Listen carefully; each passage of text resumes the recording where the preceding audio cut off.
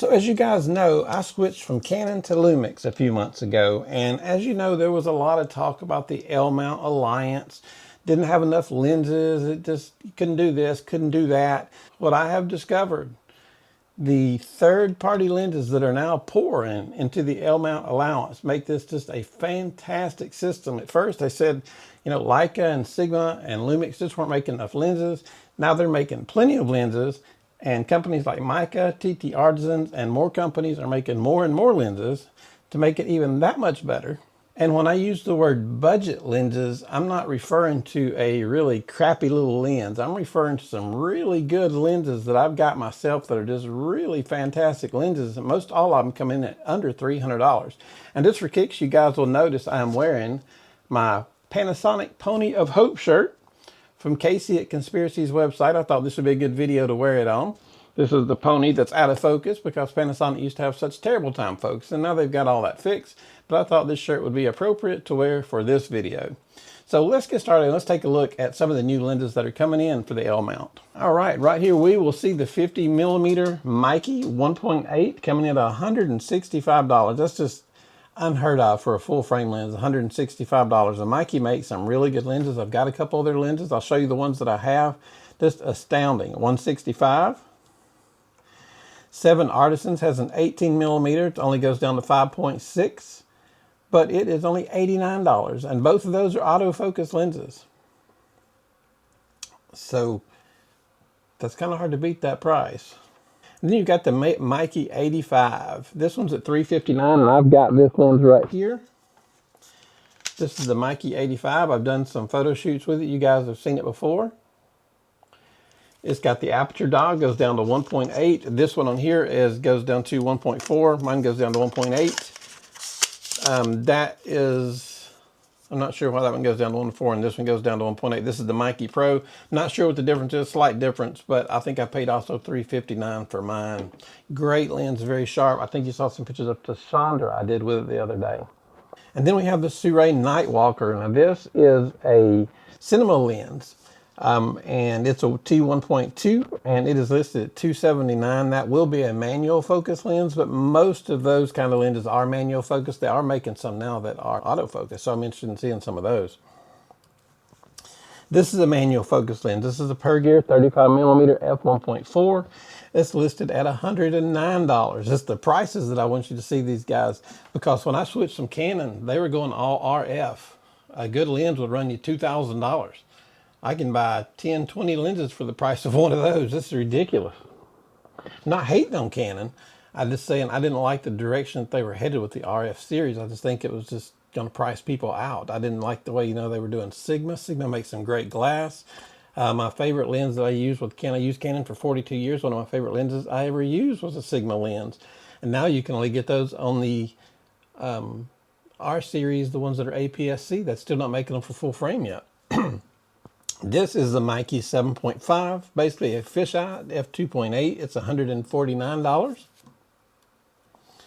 This is a 7 Artisans 85 f1.8. I've got a 75mm f2 7 Artisans right here. And I've done some pictures with it, and they look really great too. And all these lenses that I've tested have just done fantastic in the tests that we've done. I've seen no issues with any of them. They're just spectacular. I mean, they're not $3,000 lenses, but for $299, a 75mm f2, you can't beat that. This is a TT Artisan 75. This is the one I just had, 75 f2 $199. Same lens I just showed you. And this is a TT Artisans 14 2.8, and it is $196. Now, the prices on these are just, you know, if you saw these prices somewhere, you would probably think, oh, this must be TMU or something crazy, and you're never going to get it. And when you get here, it's not going to be any good. But I've got these lenses, some of them, and they are astounding little lenses. Some of them are weather sealed. This is another Sirui 20mm, another anamorphic lens, and it is $599. And this one is autofocus. This is one of the anamorphic lenses I was talking about that is autofocus, and it's $599. It is more expensive, but $599 for an anamorphic lens is quite a deal. And then we have the Sigma 17 to 40 f1.8 Art Series. This one will be a little more expensive because this is a little bit more high-end lens, and it's $959. And then we've got the Sigma 105 2.8 Art lens for $879. And then we've got the 28 to 70 Sigma that I'm recording with right now. It is f2.8 and it lists for $939. So there is definitely no shortage of lenses happening in the L-mount alliance. I think not only is there not a shortage, but the lenses that they're putting out are just spectacularly priced, and they do spectacular work, and that's a combination that's hard to beat. I'm really glad I moved to Lumix. It's not the perfect camera. There is no perfect camera. I've got a G9 Mark II that's a micro four thirds, and I've got an S5 Mark II that's full frame. They both serve different purposes, both use different lenses, and I love both cameras. They do a fine job. But as far as anybody tells you that don't buy into Lumix, they don't have the lenses, not at all true. Not at all true. And there's also talk of Viltrox and a few other lenses coming on with them too. So hold on. I think we're going to see Lumix. I think they're at like 5% of the market right now. It wouldn't surprise me if in a year or two, if they're upwards of 15 to 20% of the market. I'm really sold on Lumix. I'm really sold on them. I think they're making some fantastic gear. I don't think you can get any kind of bang with your buck with any other camera system than you can get with Lumix. There's no real major downfalls. I know there's a few cameras that are overheating right now, but that comes and goes with like all the camera systems. I know the R6 complained of overheating when it first came out. They usually get all that fixed, and that's not particular to Lumix. That's going to be pretty much any camera.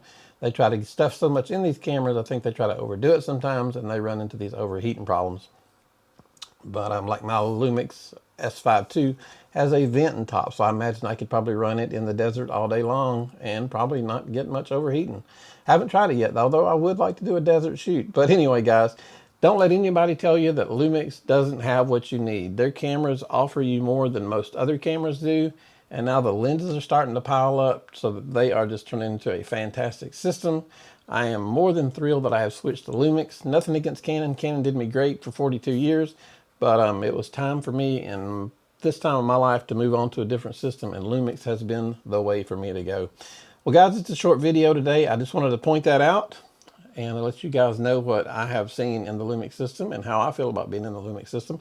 For helping you out, give us a thumbs up, hit that subscribe button, and if you guys have any questions at all, please leave them down at the bottom. We'll get back to you. Thank you. You have a good day. Hey guys, we are at KEH today. I brought my wife with me. We're going to take you on a tour through the showroom. It's pretty crowded, but that's cool because they have a lot of cool stuff. So if you're ever in Atlanta, in Smyrna technically, you want to stop by and check out KEH. So let's go in the store and see what they got. All right, the first thing I want to show you guys wondering this amazingly beautiful showroom is they have a lot of film. This brings back a lot of memories because we had a 1-hour lab from 1987 to 1990. We did film processing. We even did E6 live film processing. We were one of only 2 labs in Atlanta that did E6, but I'm looking, there's a lot of new stuff like cat labs. I haven't never heard of that. Cinefilm I've heard of. Now over here, like the Ilford, see the Ilford Delta? That's been around a long time. We used to use that a lot.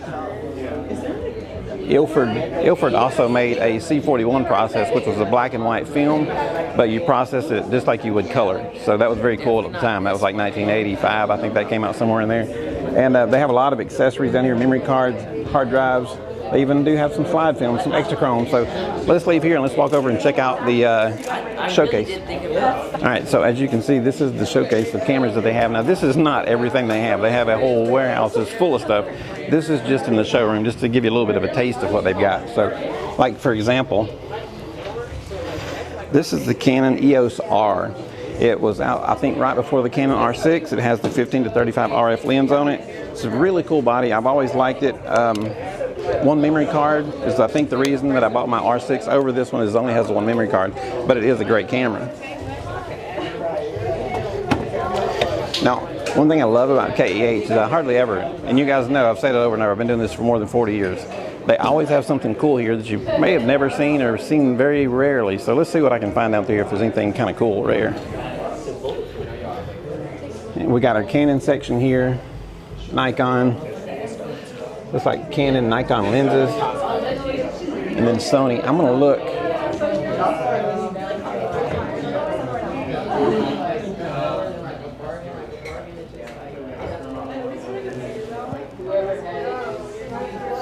This is the Fuji. I'm not sure which one this is.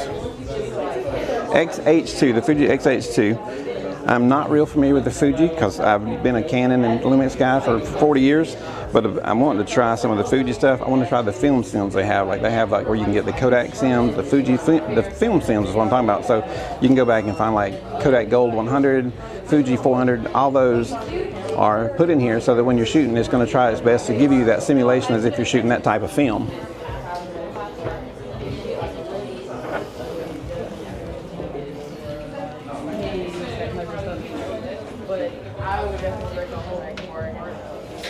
Here is a Sony a7 III. This is a really popular camera. It's a really good camera. I have only used it once or twice. This is somebody else's and I borrowed it. Because like I said, I've been tied into Canon for 40 years and been into Lumix for a couple of years.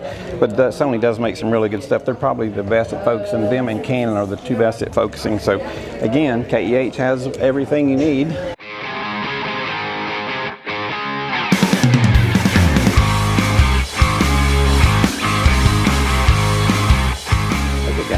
First, I'm just going to give you a little bit of a roll down through the showcase that they've got. So let's take a look. You can see most of this is the Canon section. We'll move into Nikon. Then we have a lot of like long zooms for Nikon and Canon. And they have a good bit of Fuji. And then down here is Sony. They have a lot of Sony gear too.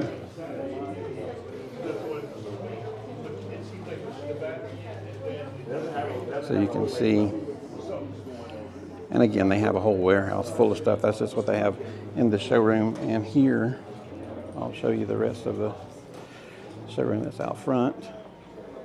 There's a lot of people in here today. I was hoping to get to talk to a few people, but I think everybody's busy. I may have a couple of people waiting on each person, so I may have to come back another day for that. But this is the showroom, and they have a little bit more over here. A little bit more over here. Okay, here we got some medium format. Haven't seen some of these. That Mamiya RB67. There you go, right there. Shot many weddings for that sucker. Let's see if there's a. Now this is a Mamiya C330. This camera, you focus from the waist. You open this top up. I can't do it with both hands, but you open up the top. You hold it down to your waist. You look through it, and everything is in reverse. It'll drive you mad. But back in the 70s, that was the way you shot. I'm trying to remember if it was 645. It might have been square. It might have been the square. So we see what we got out here. We got a Hasselblad. I'm not familiar with that exact one. And I believe those are some of the full frame Fuji cameras that KEH has. Some old Minoltas, Nikons, some Leicas. Yeah.